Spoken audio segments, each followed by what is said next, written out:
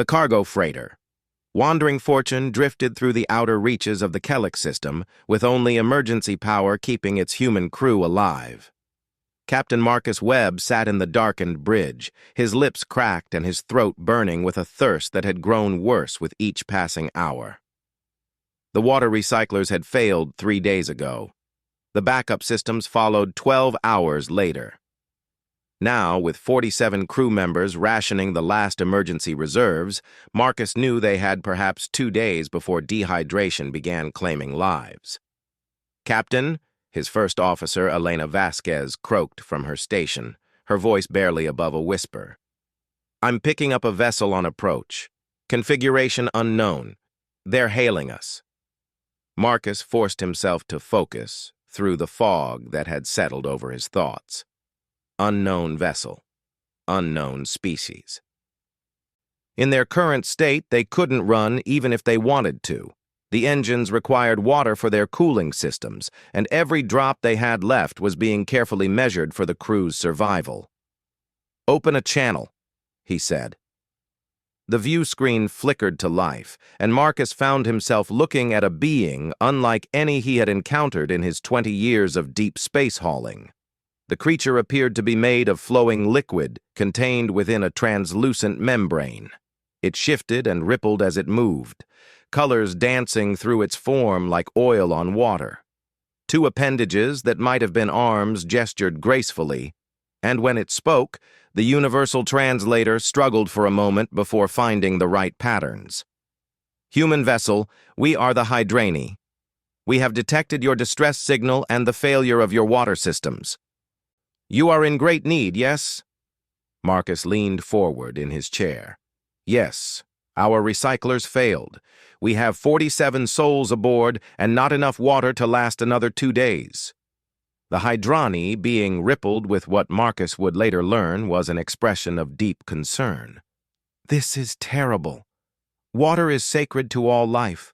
No being should suffer its absence. We carry surplus on our vessel. We will share with you." For a moment, Marcus couldn't speak.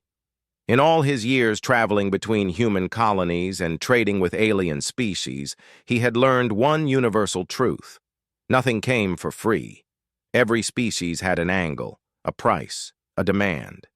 He waited for the catch. "What do you want in return?" he asked. The Hydrani's form seemed to pulse with confusion. "Want? We want you to live, that is all. Your need is great. Our ability to help is present. What more reason is required?" Within the hour, the Hydrani vessel had docked with the Wandering Fortune. The aliens transferred not just enough water to save the crew, but enough to completely refill the ship's reserves and repair the damaged recycling systems. They asked nothing. They demanded nothing. When Marcus tried to offer trade goods, fuel, or credits, the Hydrani captain simply waved a liquid appendage in gentle refusal. "Water given in need requires no payment," the Hydrani captain said. "This is the way of my people. We were once a dying race on a world where water had become poison. Another species saved us, asking nothing. We honor their memory by passing this gift forward. Go in peace, human. May your journeys be blessed with abundance." Marcus watched the Hydrani vessel depart, his crew gathered around him, drinking clean water for the first time in days. Several of them were crying. Elena stood beside him, her eyes fixed on the alien ship as it grew smaller against the stars. "Why would they do that?" she asked quietly. "I've never seen anything like it." Marcus shook his head slowly. "I don't know. But I'm going to find out who these people are and where they come from." That chance encounter would have remained a beautiful memory, and nothing more if not for what happened 6 months later. Marcus had filed his report with the United Earth Trade Commission, praising the Hydrani and recommending that humanity seek formal relations with their species. The report made its way through bureaucratic channels, noted and filed and largely forgotten among thousands of similar accounts from the vast human diaspora. Then Dr. Sarah Chen received a copy, Sarah worked for the Earth Sciences Division, a branch of the human government dedicated to studying alien worlds and civilizations. She had spent 15 years cataloging the environments and challenges faced by species throughout the known galaxy. When she read Marcus Webb's account of the Hydrani, something about their captain's words caught her attention. "We were once a dying race on a world where water had become poison." Sarah began digging. She accessed every database she could reach, pulling records from trading posts, diplomatic missions, and scientific surveys. The Hydrani were not well known to humanity. They kept largely to themselves, occupying a small cluster of systems in a region of space that human ships rarely visited. They traded occasionally with their neighbors but had no major presence in galactic politics. What Sarah found made her sit back in her chair and stare at her screen for a very long time. The Hydrani homeworld was called Aquilus Prime. Once, it had been a paradise of vast oceans and gentle rains. The Hydrani had evolved in its waters, their liquid forms perfectly adapted to a world where water was everywhere. For thousands of years, they had lived in harmony with their environment, building beautiful cities beneath the waves and developing technology that worked with the natural flow of their world rather than against it. Then came the contamination. The records were incomplete, pieced together from fragments of Hydrani historical texts that had been shared with neighboring species. Approximately 300 years ago, an asteroid had struck Aquilus Prime. The impact itself had been survivable, but the asteroid had carried something within it, a microscopic organism dormant in the cold of space that became active when it entered the planet's water cycle. The organism didn't kill water. It transformed it. Over the course of 50 years, it spread through every ocean, every river, every drop of rain. The water became toxic to the Hydrani, burning their liquid forms and poisoning their young. The species that had been born of water found themselves dying because of it.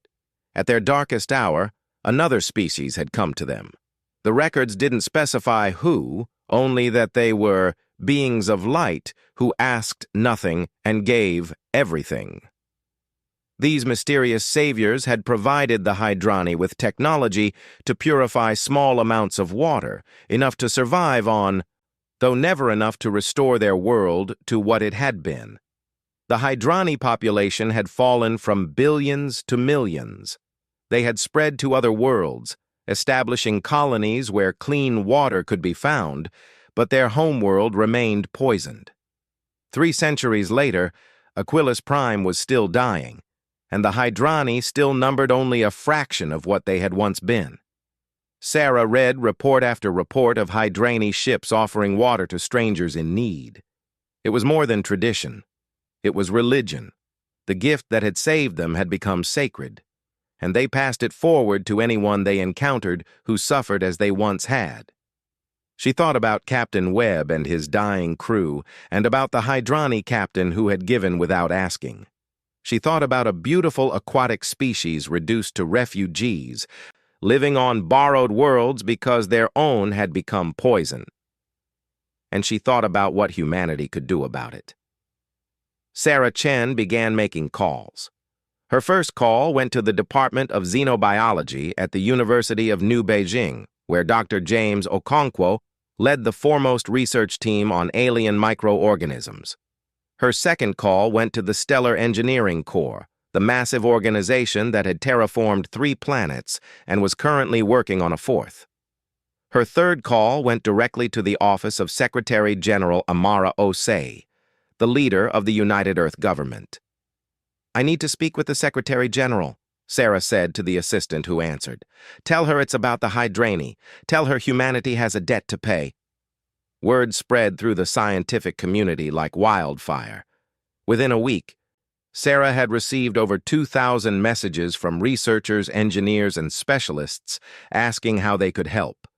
The story of the wandering fortune had touched something in the human spirit, a species that gave water to the dying, asking nothing in return, while their own world remained poisoned It felt wrong.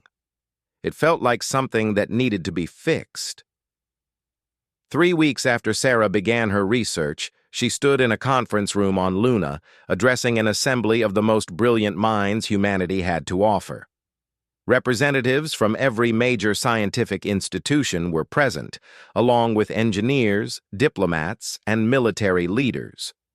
Secretary General Osei sat at the head of the table, her dark eyes fixed on Sarah with an intensity that was both intimidating and encouraging. "Ladies and gentlemen," Sarah began, 300 years ago, a species called the Hydraini watched their world die. An alien organism contaminated their water supply, making their planet uninhabitable for their kind. Despite this tragedy, they have spent the centuries since helping others. They give water to the thirsty without asking for payment. They honor the gift that saved them by passing it forward. She pressed a button, and a holographic image of Aquilus Prime appeared above the conference table. It was beautiful, covered in vast blue oceans, but data streams beside it showed the contamination levels, the toxic readings, the ongoing death of an entire biosphere. 6 months ago, they saved 47 human lives by offering water to a stranded cargo ship. They asked for nothing. They expected nothing.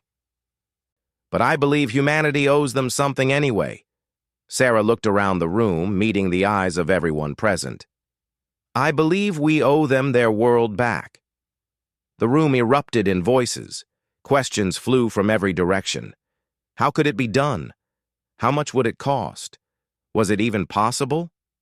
Sarah let the chaos continue for a moment before raising her hand for silence. I've spent the last 3 weeks consulting with experts in every relevant field.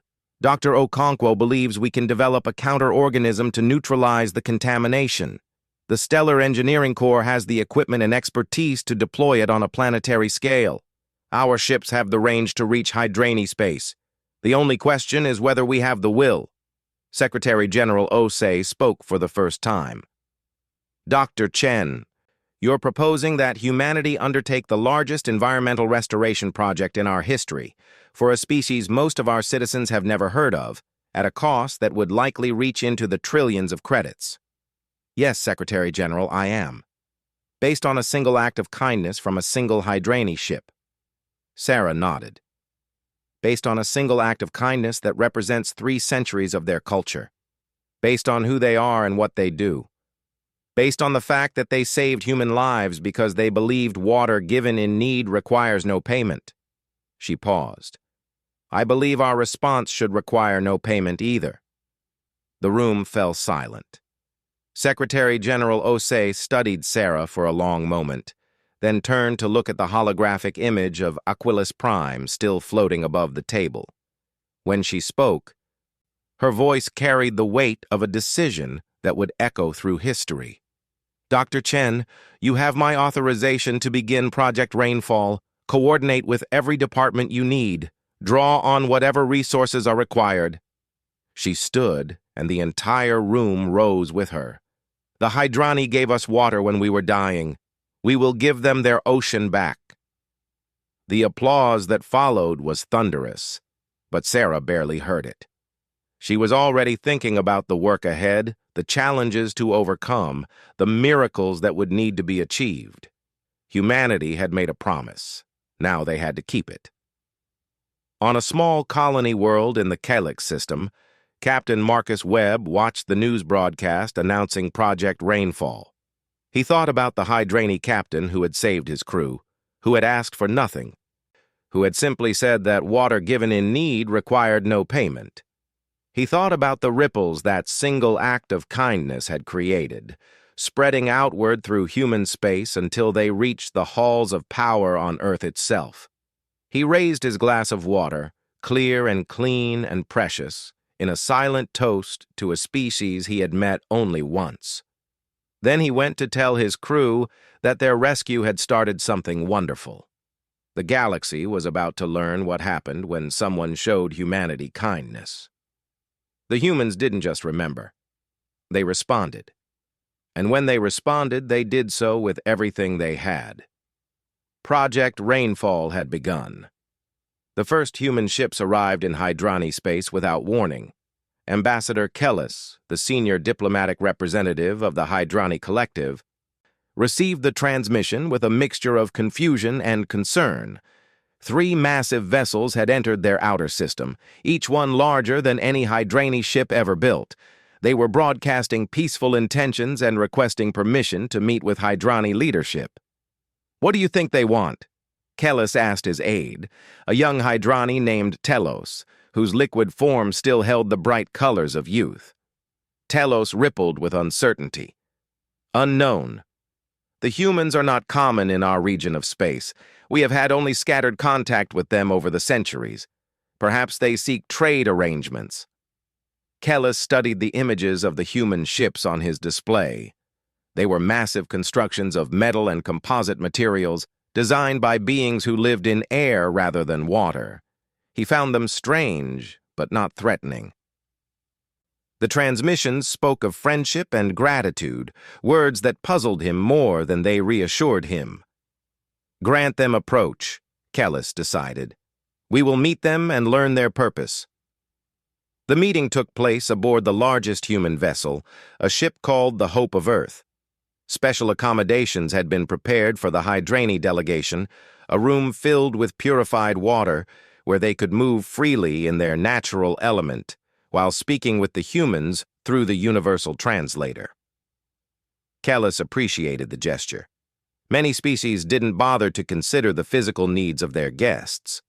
Dr. Sarah Chen entered the room accompanied by Admiral Thomas Reyes, the military commander of the human expedition, and Secretary General Amara Osei herself. The presence of the human leader surprised Kellis. Whatever these humans wanted, they considered it important enough to send their highest authority. "Ambassador Kellis," Secretary General Osei began, her voice warm but formal. "Thank you for agreeing to meet with us. I understand this visit is unexpected, and I want to assure you that our intentions are entirely peaceful." Kellis inclined his liquid form in the Hydrani gesture of greeting. "You are welcome in our space, Secretary General. We have always found humans to be honorable trading partners. What brings such a large expedition to our humble systems?" Secretary General Osei glanced at Sarah, who nodded and stepped forward. "Ambassador, 6 months ago, a Hydrani vessel encountered a human cargo ship called the Wandering Fortune. The human ship was in distress. Their water recyclers had failed, and 47 crew members were dying of thirst. Your captain gave them water and repaired their systems, asking nothing in return." Kellis rippled with what humans would recognize as a smile. "Ah, yes. I heard of this encounter. Captain Varys of the vessel Gentle Current. He did what any Hydrani would do. Water given in need requires no payment. This is our way." "We know," Sarah said softly. "We also know why it became your way. We know about Aquilus Prime. We know about the contamination. We know your homeworld has been dying for 300 years." For a long moment, Kellis was silent. The mention of Aquilus Prime had struck something deep within him, a wound that every Hydrani carried but rarely spoke of to outsiders. The loss of their homeworld was the defining tragedy of their species, the sorrow that shaped everything they had become. "You have done your research," he finally said. "Yes, our homeworld was taken from us by forces beyond our control. We have learned to live on other worlds, to build new communities, to survive. It is enough." "No," Secretary General Osei said firmly. "It is not enough, and that is why we are here."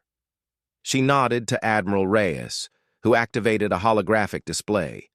Kellis found himself looking at detailed schematics, molecular structures, engineering plans, and deployment strategies. The technical language was beyond him, but the scope of what he was seeing was unmistakable. This was a project of enormous scale, something that would require resources beyond anything the Hydrani could ever have mustered. Sarah Chen stepped closer to the water-filled chamber where Kellis floated. "Ambassador, We have developed a counter-organism that we believe can neutralize the contamination in Aquilus Prime's water supply. Our engineers have designed delivery systems that can deploy it across your entire planet. Our ships have the range to reach your homeworld and remain there until the work is complete. She paused, her eyes bright with emotion. We want to give your world back to you. Kelly stared at her. His form had gone completely still, something that happened to Hydrani only in moments of profound shock. He had lived for nearly 2 centuries. He had seen wonders and horrors across the galaxy. But nothing had prepared him for this. "You cannot be serious," he whispered. "The cost alone would be staggering. The time required would be measured in years, perhaps decades." "Why would you do this?" Secretary General Osei moved to stand beside Sarah.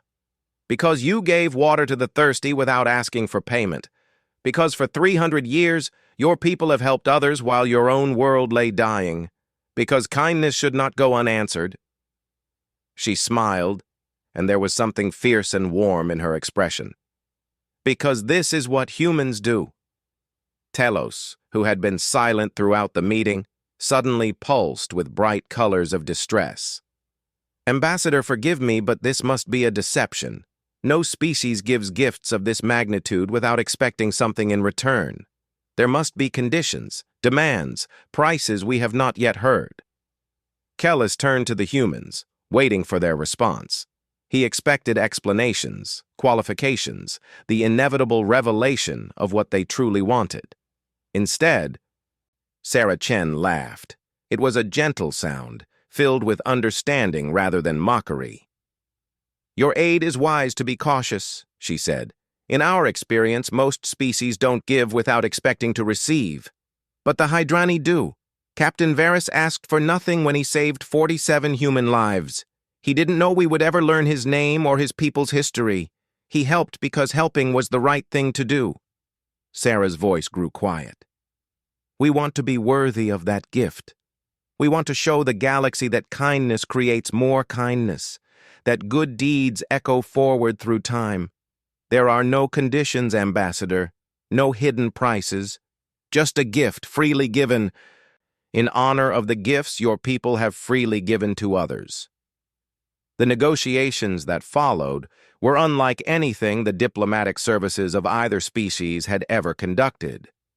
The Hydrani kept waiting for the demands that never came. The humans kept offering more resources, more ships, more expertise. When Kellis asked what humanity wanted in return, the answer was always the same. Nothing, just the privilege of helping. Ambassador Kellis personally traveled to the Hydrani homeworld to witness the beginning of Project Rainfall.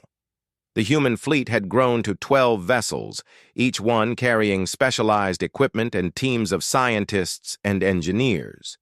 They had established a permanent station in orbit around Aquilus Prime, a base of operations that would remain until the work was complete. Standing in the observation deck of the orbital station, Kellis looked down at the world of his ancestors. Even from space, he could see the wrongness of it. The oceans that should have sparkled with life were murky and stagnant.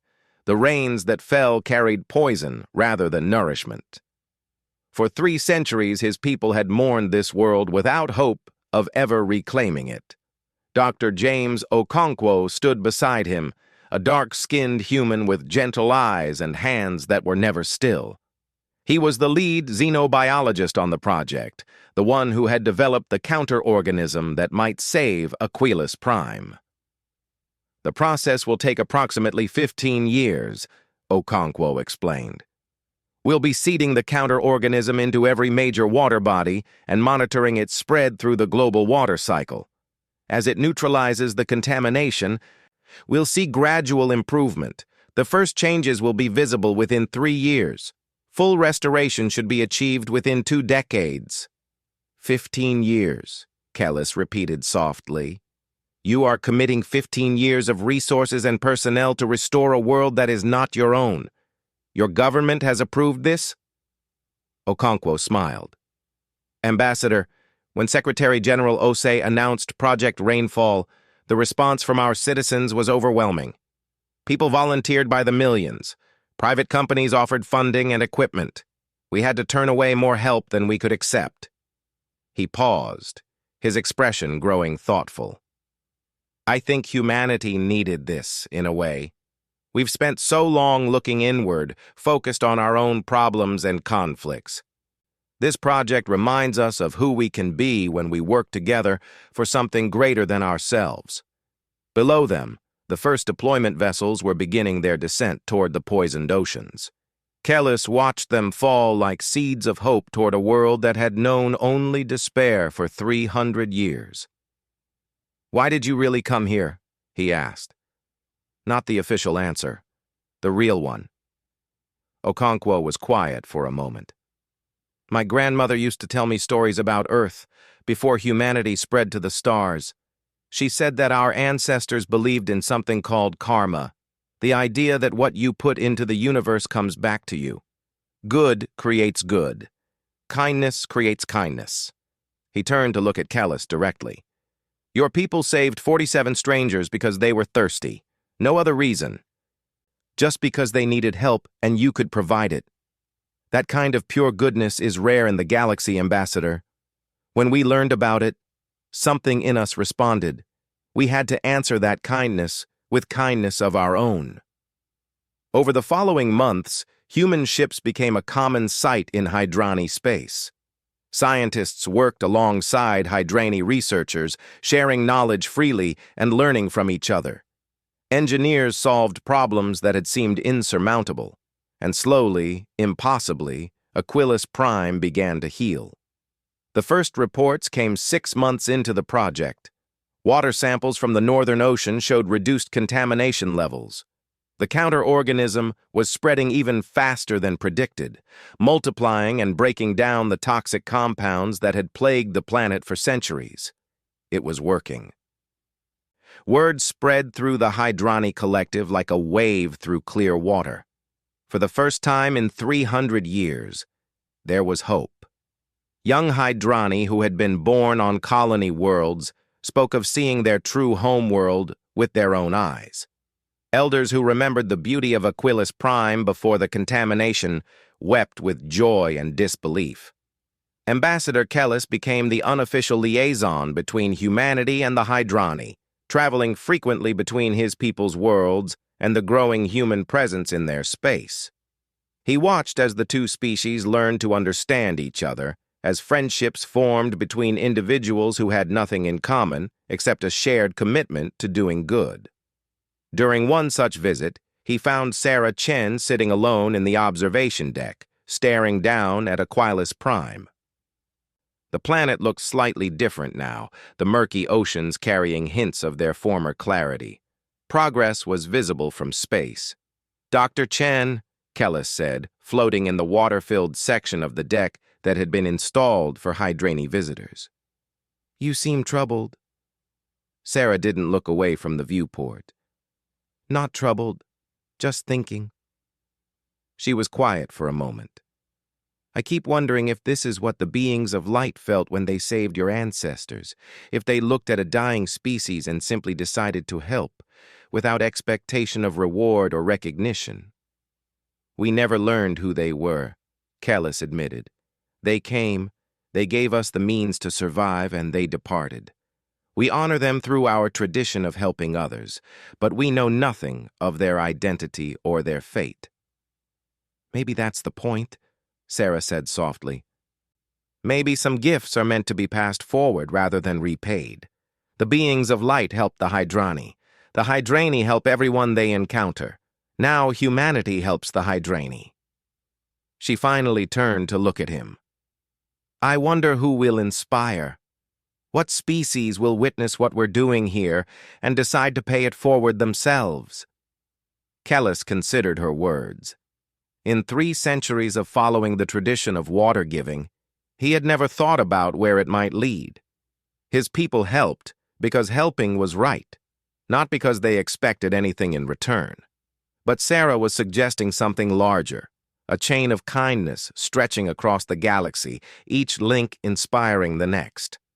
"You humans," he said finally, "are a strange species. You wage wars among yourselves. You compete and conflict and sometimes destroy.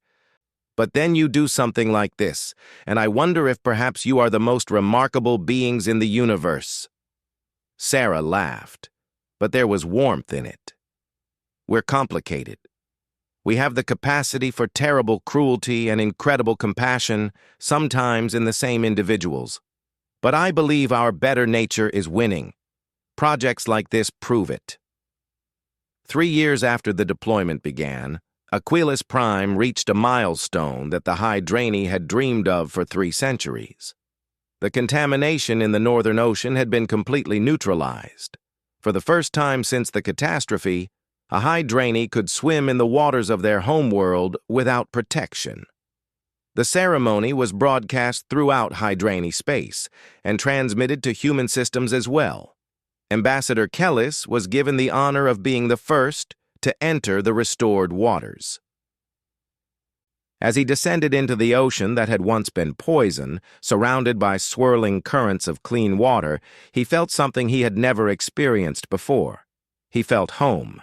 When he surfaced, his liquid form was shimmering with colors that other Hydraini recognized as pure joy. He looked up at the orbital station where thousands of humans watched, at the ships that had brought them across the galaxy, at the proof that kindness could move mountains and heal worlds. "Thank you," he transmitted to them all. "Thank you for giving us back our ocean. Thank you for believing we were worth saving. Thank you for showing the galaxy what humanity truly is." The response came from Secretary General Osei herself, watching from Earth on a delayed transmission. "Thank you for showing us who we could become. This is only the beginning, Ambassador. We still have a world to finish restoring." The work continued. The humans showed no signs of leaving, no interest in declaring victory and departing. They had committed to 15 years, and they intended to see it through. The Hydraini, for their part, began to think of humans not as strangers who had appeared from distant stars, but as family.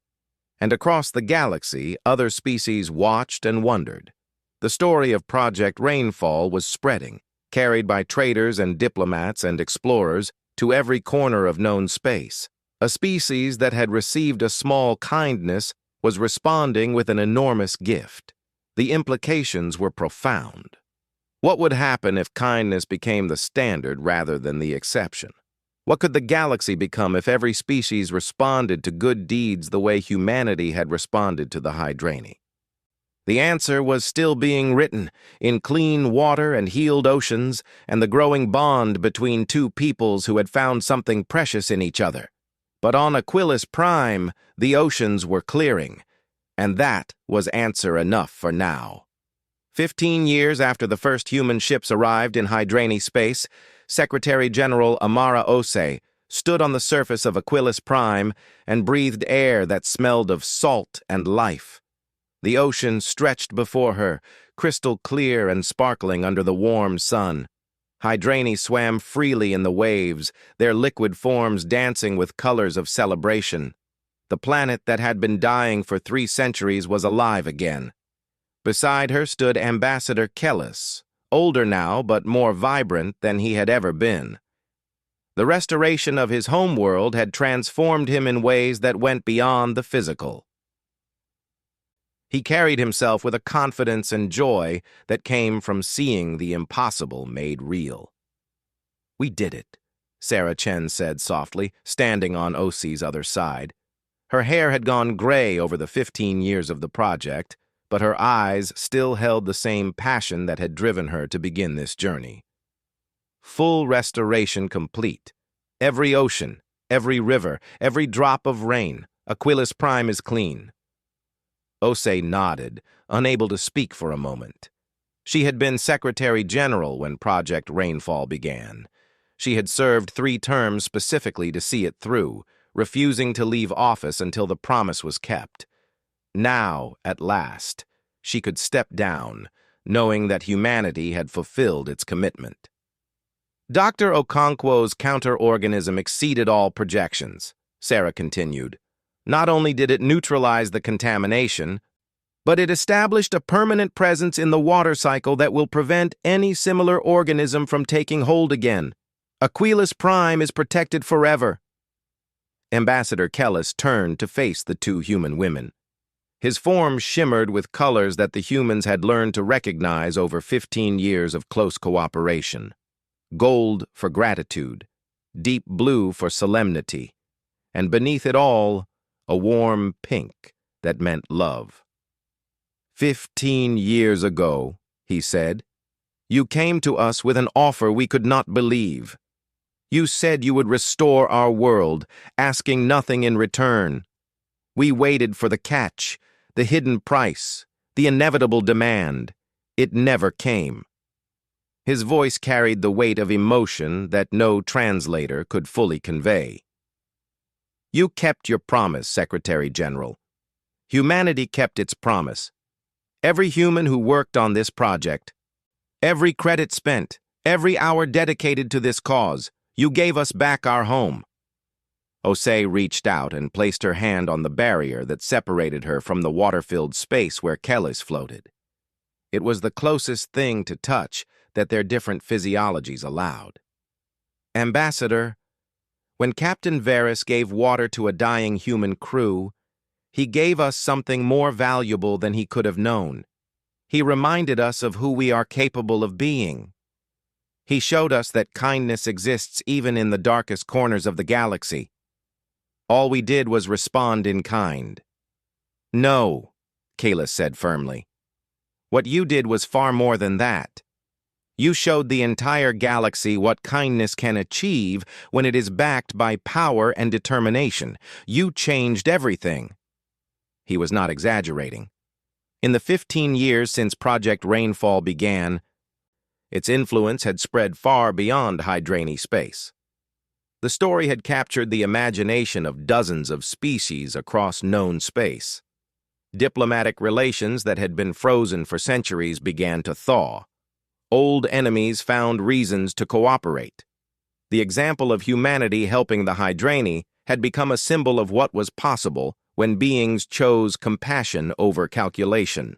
The Vorin, a species known for their aggressive territorial expansion, had quietly ended their border disputes with 3 neighboring civilizations. When asked why, their ambassador had simply said, "We watched what the humans did for the Hydrani. It made our conflicts seem small and pointless." The Crystalline Collective, a vast hive mind that had maintained strict isolation for millennia, had reached out to establish their first diplomatic ties with other species. Their message had been brief but profound. We have observed humanity's gift to the water beings. We wish to understand the principle that motivated such action. We believe it may be what we have been missing. Even the merchant guilds, notorious for their ruthless pursuit of profit, had established a charitable foundation modeled on Project Rainfall. They called it the Water Fund, and it provided resources to species facing environmental catastrophes. Membership in the fund had become a point of pride among trading houses that had previously cared only about profit margins. "We have received another request," Ambassador Kellis said, interrupting Osei's reflections. "The Tithani are facing a similar crisis on their colony world. Their atmosphere processors are failing, and they lack the technology to repair them. They have asked the Hydrani for help, based on our reputation for giving freely." He paused, his form swirling with complex emotions. "We have asked humanity to join us in responding." Osei smiled. "And what did humanity say?" "Your government agreed within hours. Ships are already being prepared. Dr. Chen has been asked to coordinate the scientific elements." Kellis's colors shifted to something like wonder.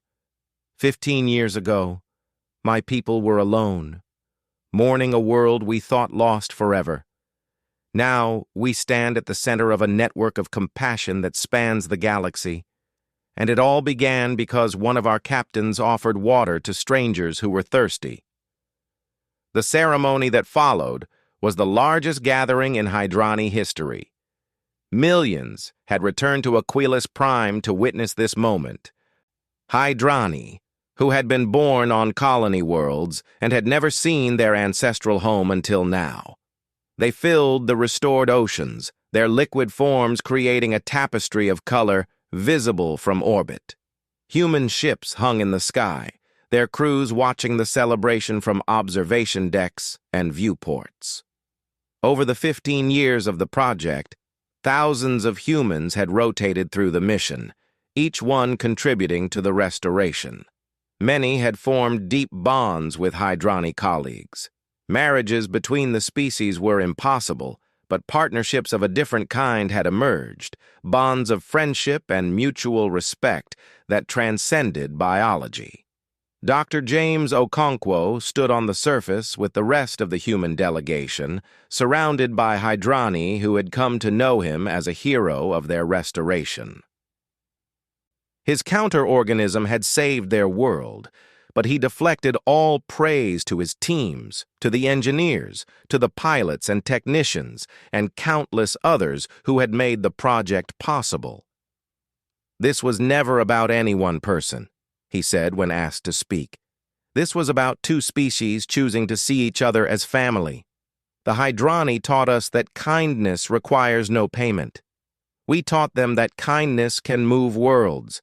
Together, we showed the galaxy a different way of being. As the sun set over the restored oceans of Aquilus Prime, painting the water in shades of gold and purple, Ambassador Kellis rose from the depths to deliver a message that would be broadcast to every corner of known space. 300 years ago, my people lost our home. We became wanderers, refugees, survivors clinging to borrowed worlds while our hearts ached for waters that had become poison. In our darkest hour, beings of light came to us and gave us the means to survive, asking nothing in return. We honored their gift by passing it forward, giving water to every thirsty traveler we encountered, never asking for payment. His form expanded, rising higher above the waves, his colors shifting through the full spectrum of Hydrani emotion. 15 years ago, humanity learned of our tradition. They had received our gift, the gift of water given freely, and they decided to respond. But they did not respond with water. They responded with an ocean. They gave us back our world.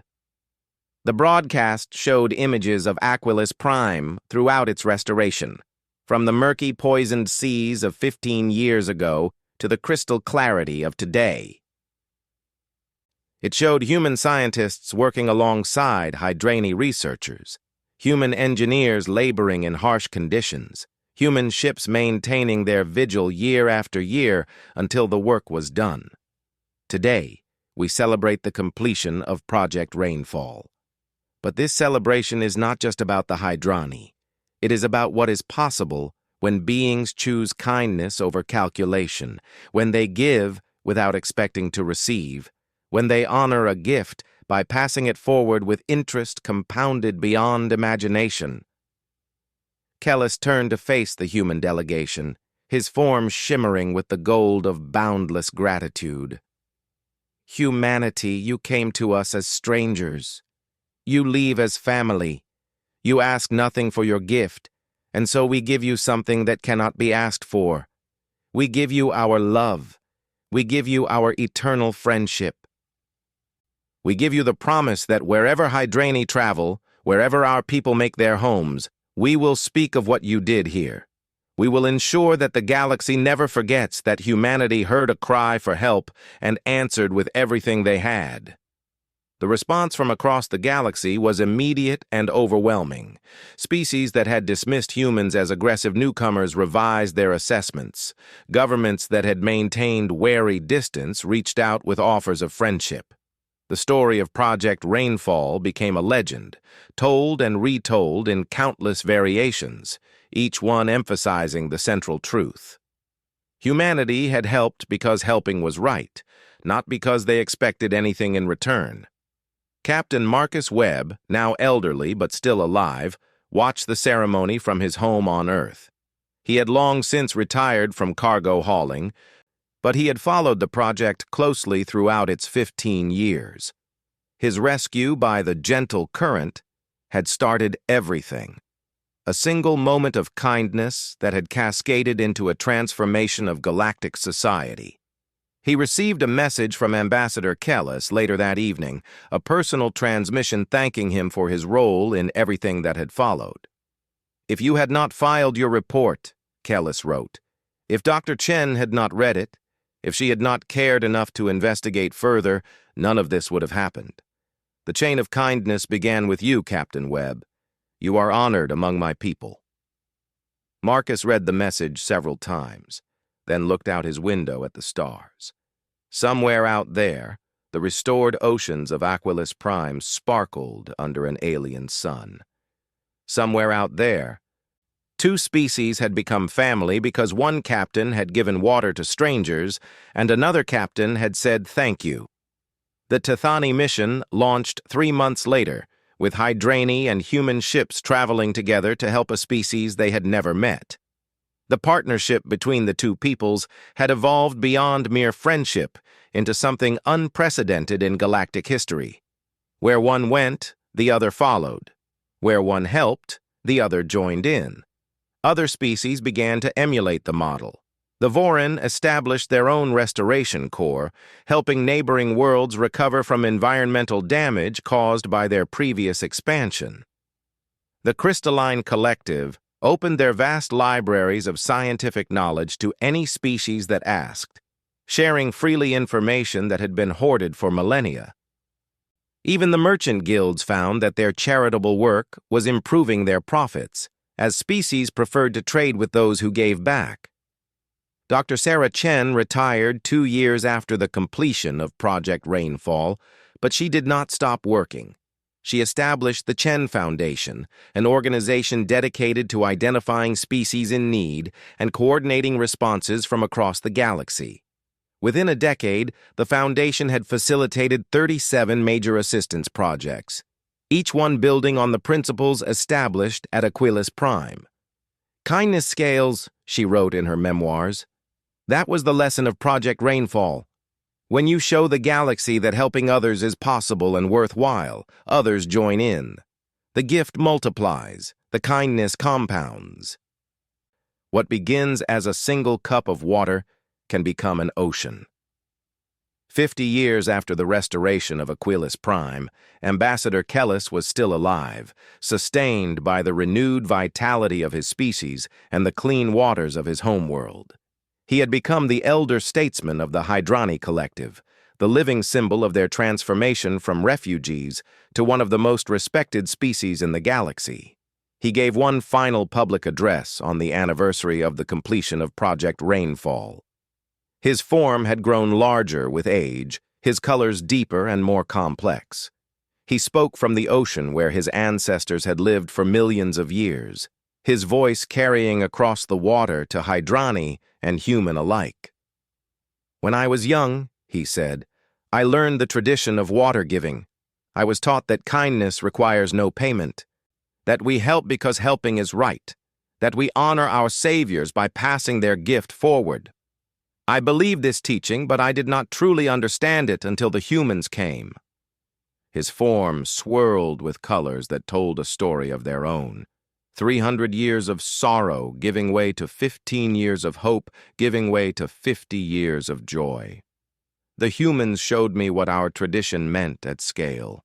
They showed me that kindness is not just a virtue to be practiced by individuals, but a force that can reshape civilizations. They took our small gift and returned it as an ocean, and in doing so, they transformed the galaxy. He paused, looking up at the stars where human ships still maintained their honored place in Hydrani space. "There is a human saying that I have come to love. They say that what goes around comes around, that what you put into the universe returns to you. For 300 years, my people put kindness into the universe. We gave water to the thirsty without asking for payment. We trusted that the universe would remember." His colors shifted to pure gold, the Hydrani expression of boundless gratitude. The universe remembered. It sent us humanity. And now together we are putting more kindness into the universe than either of our species could have achieved alone. Who knows what will come back to us? Who knows what wonders await? The transmission ended with an image that would become iconic throughout known space. Ambassador Kellis, floating in the clear waters of Aquilus Prime, surrounded by dancing swirls of color, with human ships visible in the sky above. Two species, utterly different in form and origin, united by a simple principle. Kindness requires no payment.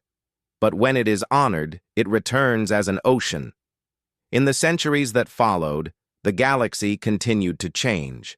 The example set by humanity and the Hydrani inspired generation after generation of beings to choose compassion over calculation, cooperation over competition, love over fear. Wars still happened. Conflicts still arose. The galaxy was not transformed into a utopia overnight, but something had shifted. Something fundamental had changed in the way species saw each other and themselves. And whenever someone asked where it began, the answer was always the same. It began with a thirsty human crew and a Hydrani captain who gave them water without asking for payment. It began with a single act of kindness that humanity refused to forget.